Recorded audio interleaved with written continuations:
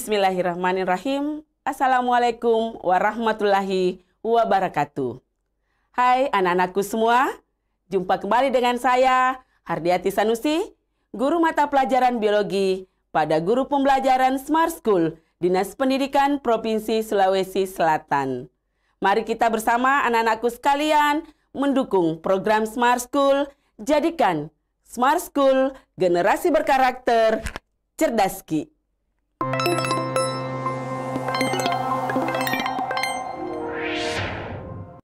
Baiklah, anak-anakku sekalian, jumpa kembali di pagi hari ini. Insya Allah, Ibu akan membersamai kalian selama 45 menit ke depan. Untuk pertemuan kita pada hari ini, kita akan melanjutkan materi dari minggu yang lalu yang dibawakan oleh GSS yang lain. Materi kita kali ini, kita tetap masuk pada materi pokok, yaitu materi metabolisme. Kemudian, submaterinya adalah anabolisme. Dan materi esensial yang akan kita tunjukkan pada pertemuan kita, yaitu materi fotosintesis.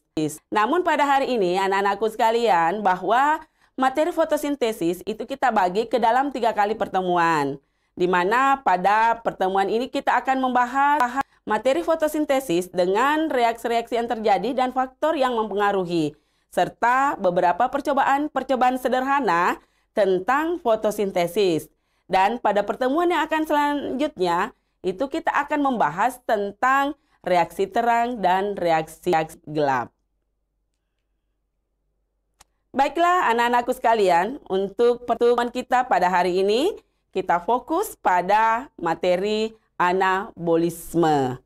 Saya yakin dan percaya bahwa materi anabolisme itu sudah dijelaskan, sudah disinggung pada pertemuan minggu yang lalu, bahwa pada dasarnya metabolisme itu terbagi atas 2, yaitu katabolisme dan anabolisme. Untuk hari ini kita akan membahas tentang proses anabolisme.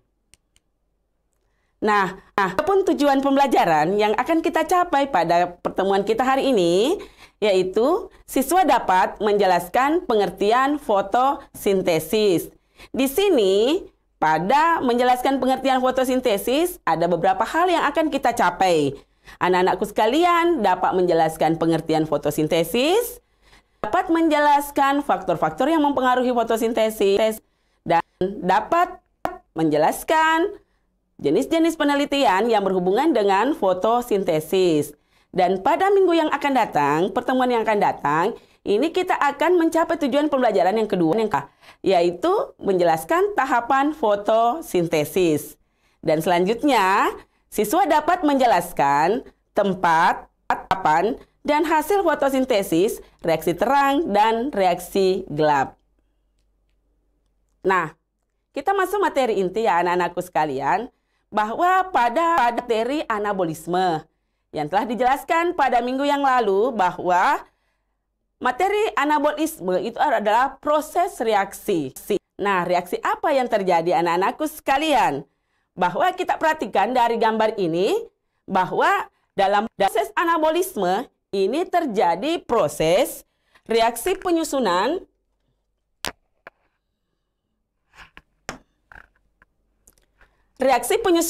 senyawa yang lebih sederhana menjadi senyawa yang lebih kompleks. Ini adalah pengertian anabolisme. Nah, yang harus kalian pahami bahwa dalam proses penyusunan senyawa sederhana menjadi senyawa yang lebih kompleks, itu dia membutuhkan energi. Sehingga dalam hal ini, proses anabolisme dalam proses membutuhkan energi itu dikatakan sebagai reaksi endergonik. Artinya apa? Bahwa dalam reaksi ini dia membutuhkan energi dalam proses reaksinya. Nah, pada proses anabolisme itu terjadi 2 tahapan reaksi. Yang pertama itu adalah proses asimilasi dan yang kedua adalah reaksi polimerisasi. Apa yang membedakan antara asimilasi dengan polimerisasi? Nah, proses asimilasi itu adalah terjadi penyusunan reaksi senyawa anorganik menjadi senyawa organik. Contohnya dalam hal ini adalah proses fotosintesis. Kemudian kedua adalah reaksi polimerisasi. Pada reaksi polimerisasi ini terjadi penyusunan senyawa organik sederhana menjadi senyawa organik yang lebih kompleks.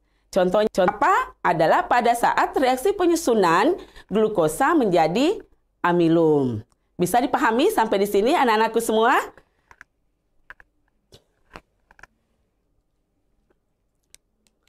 Nah, kita berbicara tentang anabolisme. Kalau kita berbicara tentang anabolisme, ini kita berbicara tentang salah satu contoh dari proses asimilasi, yaitu fotosintesis. Istilah fotosintesis boleh dikatakan tidak kawan lagi bagi kalian. Itu bukan istilah langka, tapi ini boleh dikatakan sering kita dengar. Pada saat kalian masih di bangku dasar, itu kita sudah mengenal istilah fotosintesis dalam mata pelajaran IPA. Kemudian di tingkat SMP dan tingkat SMA kita lagi-lagi bertemu dengan fotosintesis. Apa itu fotosintesis? Ada yang bisa berkomentar tentang fotosintesis?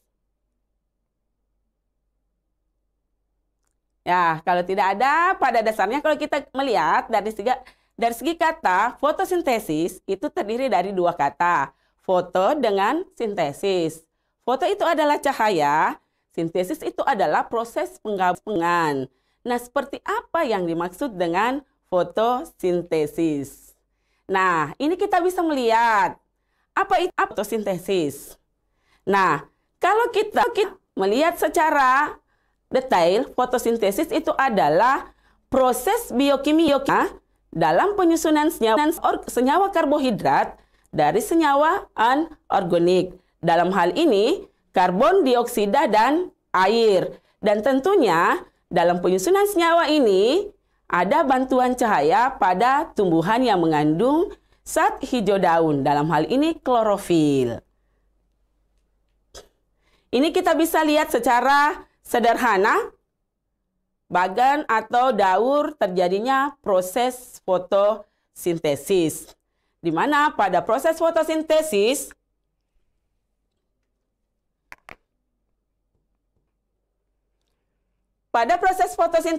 ini kita membutuhkan karbon dioksida. Yang lebih utama yang dibutuhkan itu adalah cahaya matahari, kemudian klorofil. Nah, di sini ada air. Nah, pada proses fotosintesis secara sederhana ini saya jelaskan secara sederhana untuk proses berdasarkan bagan di hadapan anak-anakku sekalian. Pada proses fotosintesis sederhana, air yang terdapat di dalam tanah itu akan diangkut ke bagian tumbuhan. Dalam hal ini ada dua pembuluh yang dilibatkan, yaitu pembuluh silem dengan floem. Kemudian dengan bantuan karbon dioksida dan klorofil dan cahaya itu akan terjadi reaksi biokimia di dalam. Kemudian secara sederhana kita bisa lihat reaksi yang terjadi dalam proses fotosintesis. 6CO2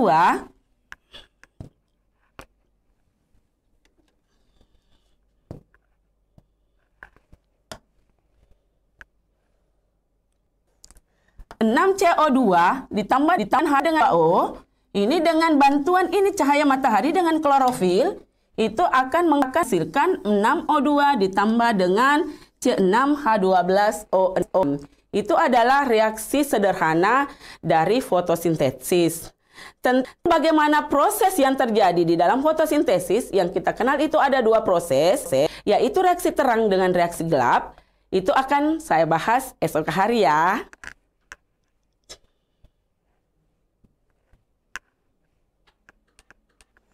Nah, seperti yang kita ketahui bersama anak-anakku sekalian, bahwa dalam proses fotosintesis ini akan dilakukan oleh beberapa organisme.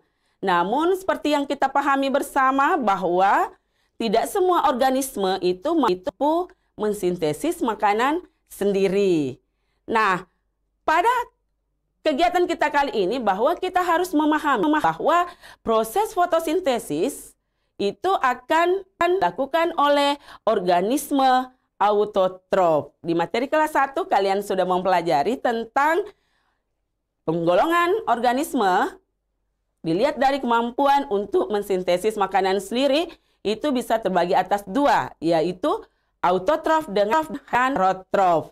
Nah, pada penggolongan autotrof, organisme yang dapat mensintesis makanan sendiri itu terbagi atas fotoautotrof dengan kemoautotrof. Nah, yang akan kita bahas pada kesempatan ini adalah fotosintesis dilakukan oleh organisme fotoautotrof. Organisme yang bagaimana yang masuk ke dalam organisme fotoautotrof? Ada tumbuhan hijau, ada ganggang, dan ada bakteri. Kenapa tumbuhan hijau, ganggang, dan bakteri dimasukkan ke dalam organisme fotoautotrof? Ini kita bisa melihat bahwa tumbuhan hijau dengan ganggang, tumbuhan hijau, ganggang dengan bakteri ini memiliki pigmen fotosintetik.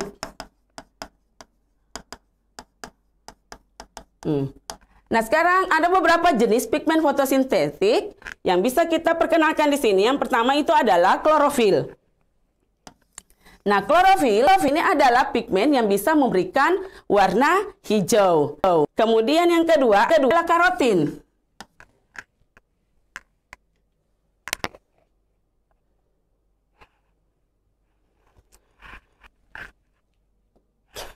Kemudian yang kedua adalah karotin. Karotin ini bisa memberikan warna oranye pada tumbuhan.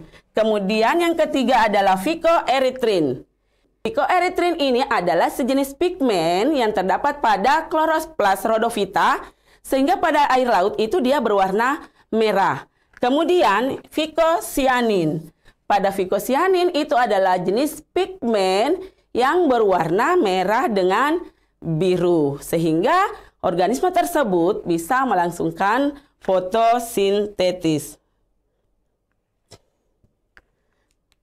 Nah, keberlangsungan fotosintesis yang terjadi itu tentunya dipengaruhi oleh beberapa faktor dan membutuhkan beberapa faktor. Ada beberapa faktor yang dibutuhkan dan mendukung berlangsungnya fotosintesis. Yang pertama,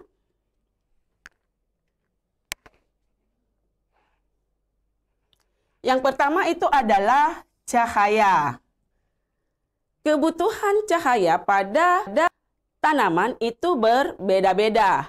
Contoh yang bisa kita lihat pada tanaman C3, dalam hal ini contohnya adalah tanaman kacang-kacangan, tanaman kedelai kapas, gandum, itu intensitas cahaya yang dibutuhkan itu adalah intensitas cahaya yang sedikit atau rendah. Ketika terpapar intensitas cahaya yang tinggi, itu tidak meningkatkan laju intensitas fotosintesis. Begitu pula dengan tanaman C4. Pada tanaman C4, itu contohnya adalah pada tanaman tebu, tanaman jagung, itu adalah dia memiliki intensitas cahaya yang tinggi, sehingga pada saat terpapar sinar matahari, intensitas matahari yang tinggi, maka itu akan meningkatkan intensitas laju fotosintesisnya. Kemudian yang kedua adalah suhu. Bagaimana kebutuhan suhu terhadap tumbuhan? Kebutuhan akan suhu tumbuhan itu pun juga berbeda-beda, anak-anakku semua. Tidak semua tanaman itu sama-sama suhu yang dibutuhkan. Begitu pula pada tanaman C3. Pada tanaman C3 itu dia akan membutuhkan sekitar 20 sampai 26 derajat Celcius sehingga meningkatkan laju reaksi fotosintesisnya. Sedangkan pada tanaman C4, contohnya tadi itu adalah dengan jagung, itu dia membutuhkan suhu sekitar 35 sampai 40 derajat Celcius. Kemudian yang ketiga adalah umur tanaman. Mengapa umur tanaman dijadikan sebagai faktor dalam mendukung terjadinya fotosintesis? Semakin dewasa tanaman, itu boleh dikatakan kompleksitas jaringan yang menyusunnya itu akan semakin kompleks. Sehingga dalam hal ini, ketika tanaman itu tersusun oleh jaringan yang lebih kompleks, itu lebih meningkatkan efektivitas laju proses fotosintesis. Kemudian yang keempat adalah konsentrasi CO2 dengan O2. Konsentrasi CO2 dengan O2 ini kita bisa lihat bahwa semakin tinggi konsentrasi CO2 itu akan lebih menambah efektivitas, intensitas laju fotosintesis. Kemudian keberadaan O2 seperti apa? Ini keberadaan O2 ketika itu dia konsentrasi O2 lebih banyak, itu akan menurunkan laju fotosintesis. Kemudian selanjutnya adalah faktor air dan kandungan unsur hara. Kita ketahui bersama bahwa semua makhluk hidup itu membutuhkan air. Tapi kebutuhan itu adalah kebutuhan yang optimal. Artinya apa? Ketika terjadi kekurangan air, maka kondisi fotosintesis atau proses fotosintesis itu akan terganggu. Begitu pula pada saat air dalam kondisi melimpah, itu juga akan mengganggu proses fotosintesis. Artinya apa? Bahwa kebutuhan akan air itu adalah kebutuhan yang optimal, yang disesuaikan dengan kondisi tanaman itu sendiri. Kemudian adalah kandungan hara. Dalam proses fotosintesis ini, klorofil sangat membutuhkan magnesium dengan nitrogen dalam proses fotosintesis. Jadi apabila kekurangan dari unsur hara itu, maka laju atau efektivitas proses fotosintesis tidak berjalan dengan maksimal. Sampai di sini ada yang mau ditanyakan anak-anakku semua tentang faktor atau kebutuhan pada hal-hal yang mempengaruhi fotosintesis. Nah, seperti yang saya jelaskan tadi bahwa salah satu yang mempengaruhi adalah cahaya. Cahaya yang dibutuhkan dalam proses fotosintesis, dalam hal ini energi yang dibutuhkan dalam proses fotosintesis, itu diperlukan dalam bentuk cahaya. Energi elektromagnetik bergerak dalam bentuk gelombang. Dan terdapat hubungan yang berbalik antara panjang gelombang dengan energi. Jika panjang gelombang tinggi, maka energi rendah. Di sini, tidak semua cahaya itu dapat ditangkap oleh klorofil. Ada namanya cahaya tampak atau spektrum tampak. Di hadapan anak-anakku semua, ini bisa kalian lihat bahwa cahaya tampak itu dengan panjang gelombang yang berbeda-beda. Dalam proses fotosintesis, ini cahaya yang sangat dibutuhkan dalam proses fotosintesis itu adalah cahaya warna merah dengan biru. Ini yang diserap, sehingga ini yang digunakan dalam proses fotosintesis. Di mana letaknya cahaya warna merah? Warna merah itu di mana? Kemudian warna biru itu berada di mana? Sementara kalau kita perhatikan, kalau kita keluar dari kelas, yang kita dapati adalah pohon-pohon. Kemudian kita lihat tanaman bunga, kemudian daun-daunnya. Daun-daunnya itu dia berwarna hijau. Apa ya yang menyebabkan tanaman pada daun itu berwarna hijau? Ada yang bisa menjelaskan?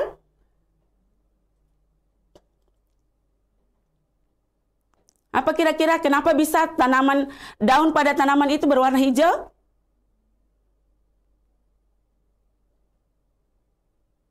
Nah, anak-anakku sekalian, kenapa daun pada tanaman itu berwarna hijau? Karena pada saat proses fotosintesis itu, warna hijau dengan kuning, warna hijau dengan kuning ini tidak diserap oleh klorofil, tetapi cahayanya akan dipantulkan sehingga warna daun pada tumbuhan itu berwarna hijau.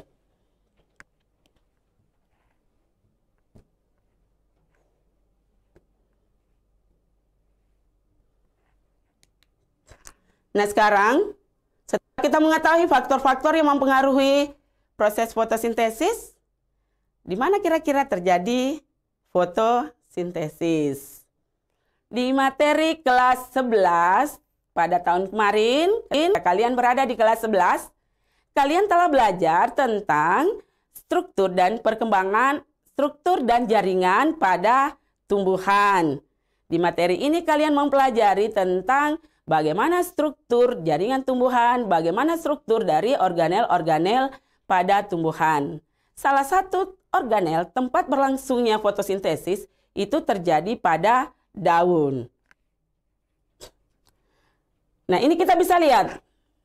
Kalau secara sederhana, ketika kita melaksanakan praktikum di laboratorium, ini kita bisa melaksanakan praktikum sederhana, membuat awetan sederhana. Kita mengambil bagian dari tumbuhan yang biasa kita lakukan di sekolah. Kita ambil bagian dari tumbuhan, kemudian kita lakukan pembuatnya preparat sederhana. Kita ambil bagian dalamnya, apakah secara kita lihat, kita potong atau kita belah, itu kita bisa melihat bagaimana penampakan anatomi dari daun ini. Ini kita bisa lihat kalau melalui mikroskop, ini adalah bagian-bagian dari daun. Nah, di mana terjadinya fotosintesis? Tadi dikatakan bahwa terjadinya fotosintesis itu terjadi di dalam kloroplas. Di mana letaknya kloroplas? Pada bagian daun, ini kita bisa lihat bagian atas ketika kita melakukan pengamatan pada daun, itu terdapat kutikula. Kemudian di bagian bawah kutikula ada epidermis atas. Kemudian di bawah epidermis atas ada jaringan palisade. Nah, di sini kita bisa melihat di mana keberadaan dari kloroplas. Ini secara sederhana kita bisa lihat kalau kita melakukan pengamatan pada mikroskop. Nah, kalau mau lebih jelasnya, inilah adalah struktur kloroplas. Pada dasarnya kalau kita melihat struktur dari kloroplas itu terbagi atas beberapa bagian.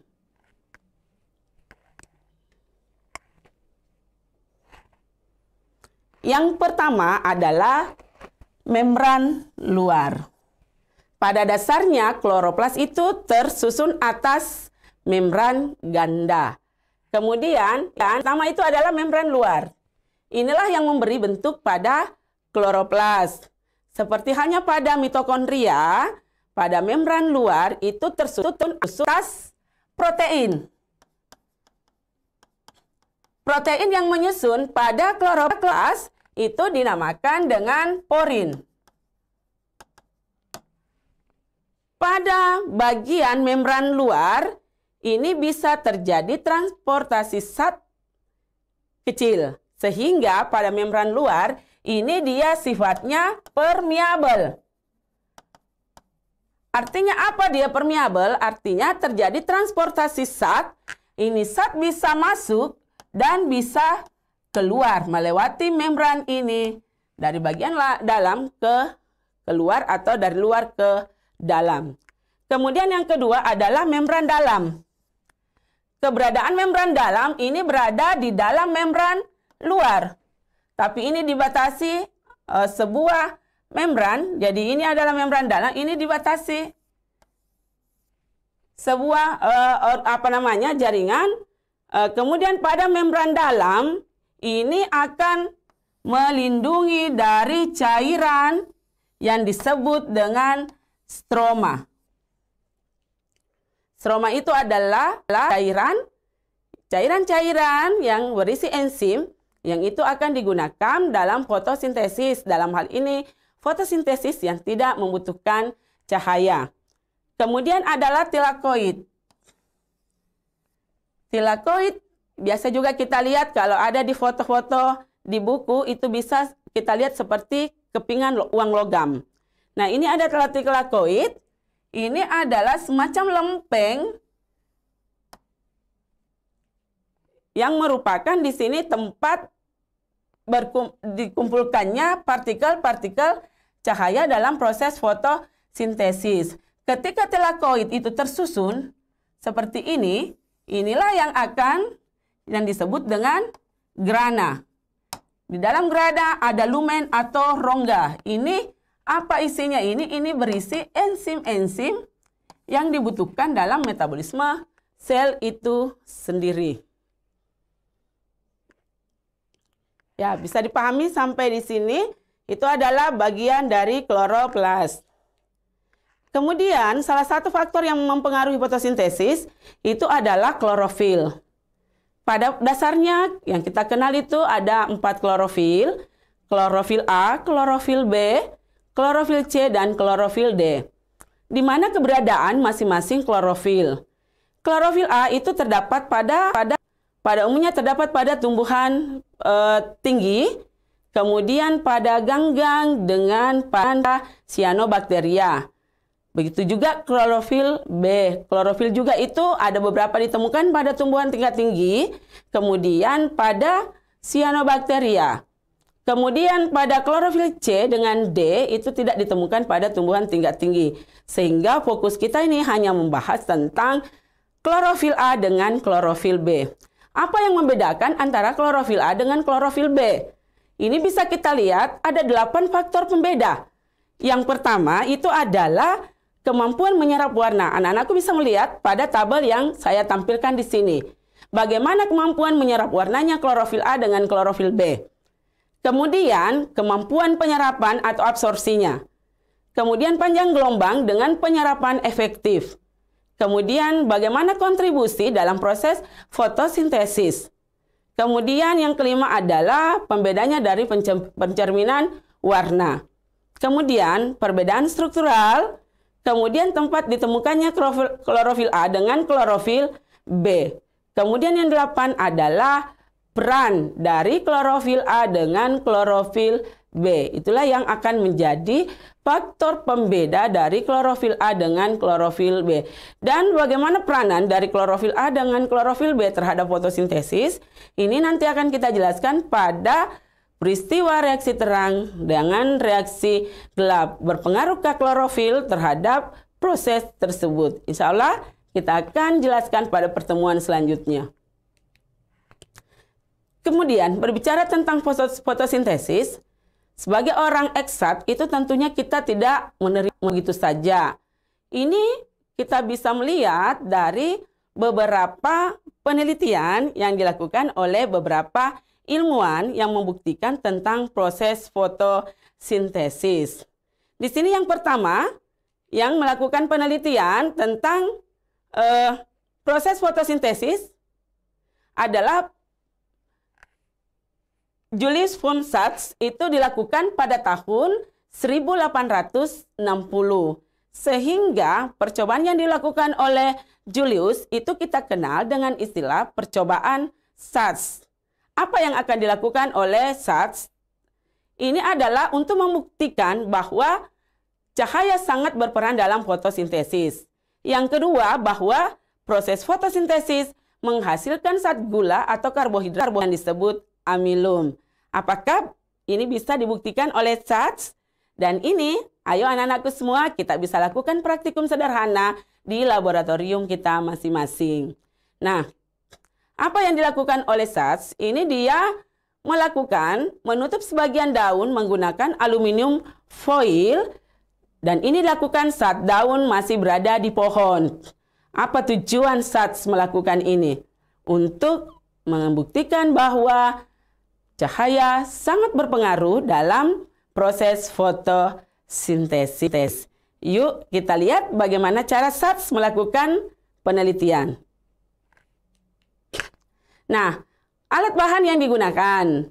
Alat bahan yang digunakan ini boleh dikatakan ini adalah alat yang mudah dijangkau ya anak-anakku semua. Ada di sekitar kita, di laboratorium ada. Ada aluminium foil, ada beker gelas, kemudian ada tabung reaksi, ada gunting, penjepit, kemudian ada bunsen, kaki 3, alkohol, yodium, dan tanaman berdaun.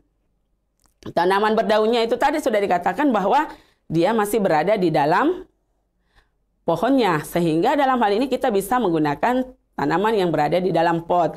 Kalaupun ada tanaman yang ada di sekitar laboratorium, ini kita bisa lakukan penelitian. Nah, apa tahapan yang dilakukan? Yang pertama, meletakkan tumbuhan berdaun di tempat gelap sekitar 2-3 hari. Kemudian setelah itu, memilih sehelai daun lebar. Kemudian ditutupi sebagian permukaan daun dengan menggunakan aluminium foil.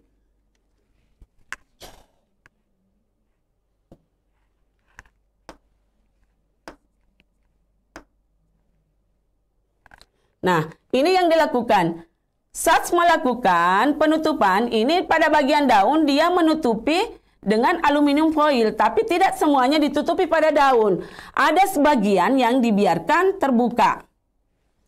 Kemudian, meletakkan pot tersebut di tempat yang terkena cahaya matahari langsung, itu sekitar selama 5 jam. Setelah 5 jam itu memetik daun yang telah ditutupi dengan aluminium foil. Jadi tadi yang telah ditutupi ini kita pisahkan, kita petik.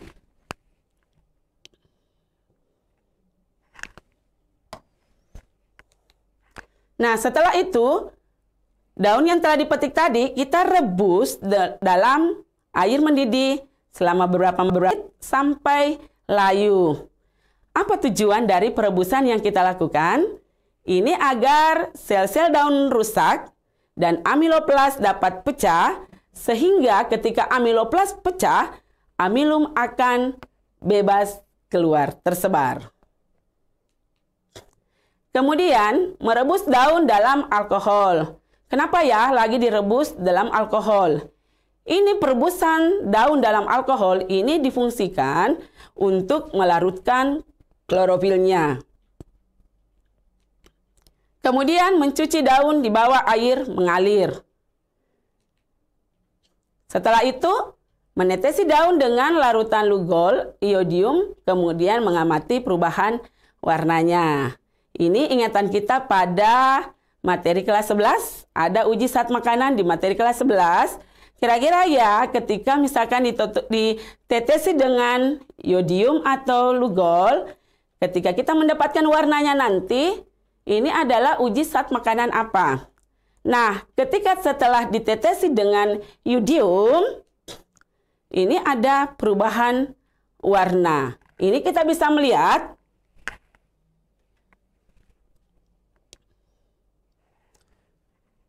daun yang tertutupi dengan aluminium ini akan berbeda penampakan warnanya dengan yang dibiarkan terbuka.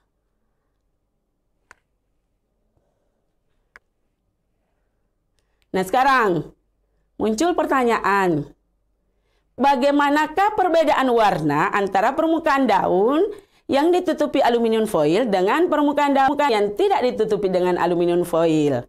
Ada yang mau berkomentar? Silakan raise hand.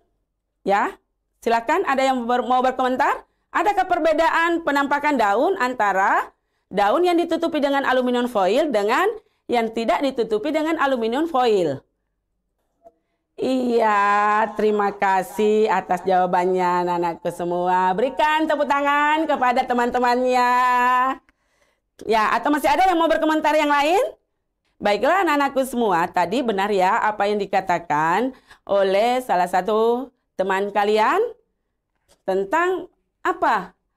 Bagaimanakah perbedaan antara permukaan yang ditutupi dengan aluminium foil dengan yang tidak ditutupi dengan aluminium foil?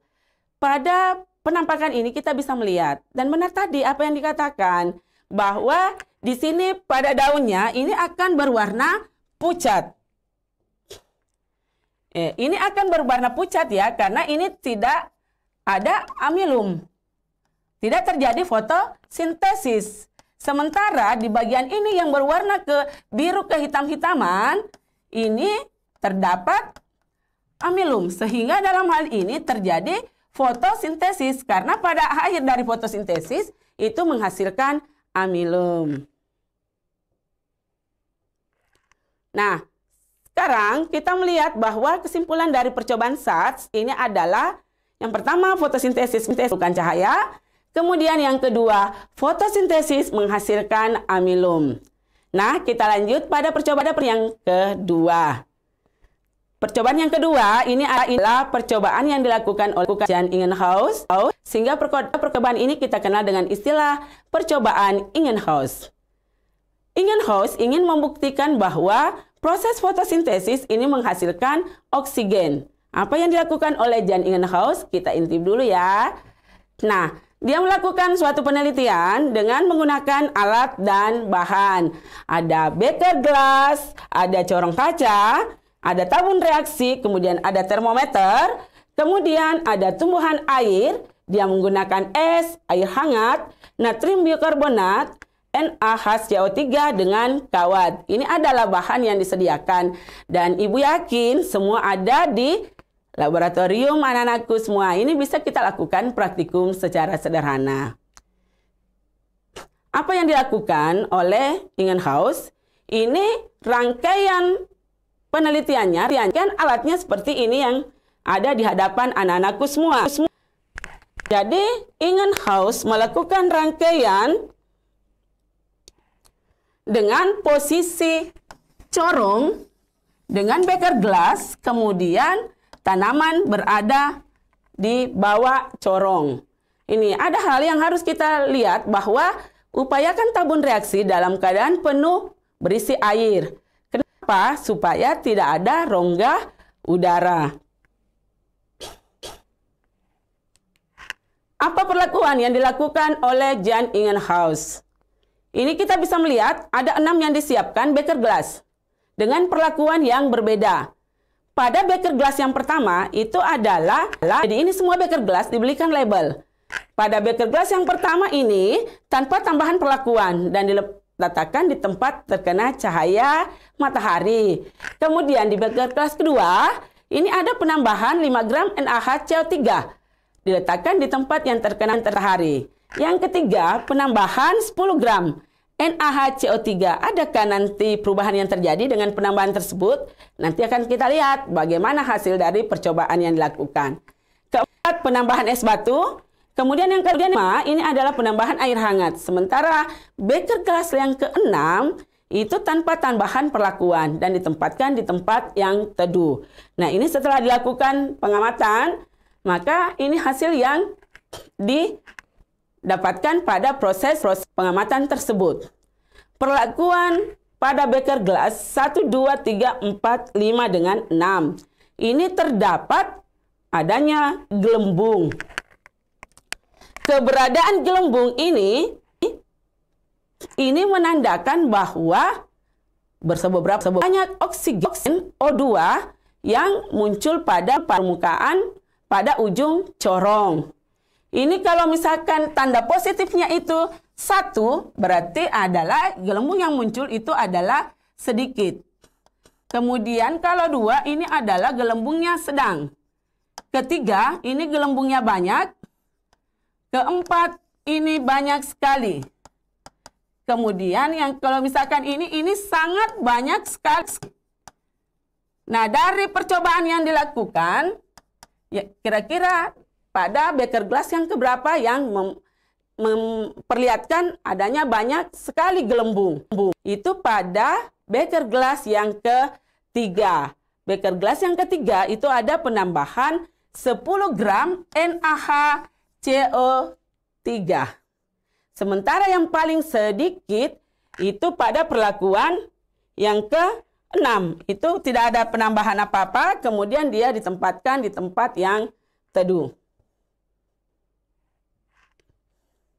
Nah, sekarang dari hasil yang dilakukan oleh Jan Ingenhousz ini kita bisa melihat bahwa dari proses tersebut dengan perlakuan yang berbeda-beda itu akan menampakkan hasil apakah berupa yang dihasilkan itu adalah O2. Karena kita melihat bahwa gelembung-gelembung itu adalah O2 akibat dari aktivitas dari tumbuhan air pada saat melakukan proses fotosintesis. Nah, apa kesimpulan percobaan yang dilakukan oleh Ingenhousz? Nah, di sini Ingenhousz setelah melakukan percobaan, dia mengeluarkan suatu kesimpulan. Yang pertama, bahwa proses fotosintesis menghasilkan oksigen. Kemudian yang kedua, tinggi rendahnya suhu mempengaruhi fotosintesis. Dan yang ketiga, intensitas cahaya matahari mempengaruhi cepat tidaknya proses fotosintesis. Dan yang keempat, jumlah kadar CO2 mempengaruhi cepat tidaknya proses fotosintesis. Kesimpulan ini didapatkan dari praktikum dan perlakuan pada saat melakukan penelitian yang dilakukan oleh Ingenhousz. Nah, dari sini kita bisa sharing anak-anakku semua. Ada yang mau ditanyakan?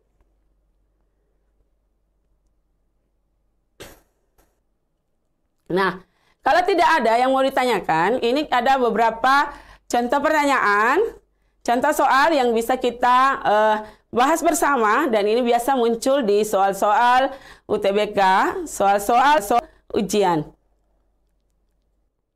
Nah, pada soal yang muncul di hadapan anak-anakku semua, pernyataan benar mengenai pertanyaan tersebut. Jadi kita membahas dari gambar yang ada di sini. Jadi tidak kita berdasarkan dengan apa yang ada di luar, tapi kita lebih fokus kepada gambar ini. Nah, dari gambar ini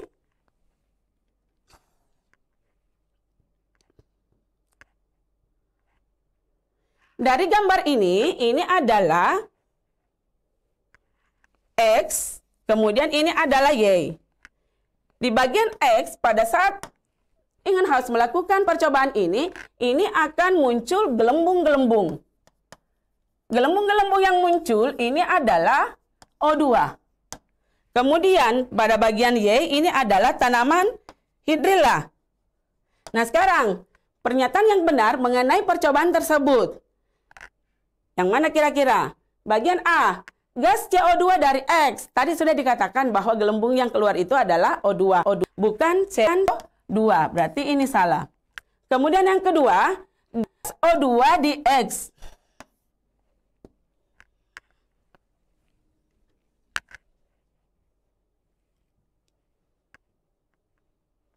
Kemudian yang kedua, gas O2 di X. Ya, di X tadi ini adalah O2, ini adalah hidrilla. Ya, ini betul. Dihasilkan tumbuhan Y setelah mendapat penyinaran. Dalam hal ini pada proses fotosintesis. Kita simpan dulu ini. Kemudian C, tumbuhan Y adalah hidrilla. Betul. Yang menghasilkan gas CO2 di X. Tadi yang dihasilkan itu adalah gas O2, bukan CO2. Tumbuhan Y akan tumbuh menghisap O2 dari rendang X. Ini tidak ada hubungannya ya dengan proses yang di atas.